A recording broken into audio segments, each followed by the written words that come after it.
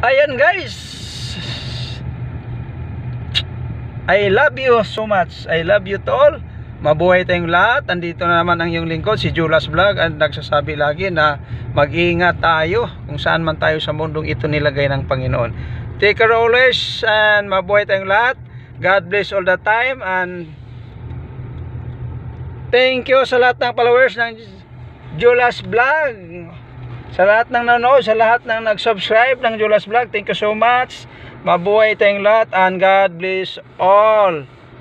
And sa hindi pa, please subscribe me sa aking YouTube channel, Julas Vlog, and my page and my videos, please. Ayan guys, nandito tayo sa Ateneo de Manila, Quezon City. Ayan, kung sino magtanong dyan, nandito tayo sa Quezon City. Ayan ha, guys, good morning everyone.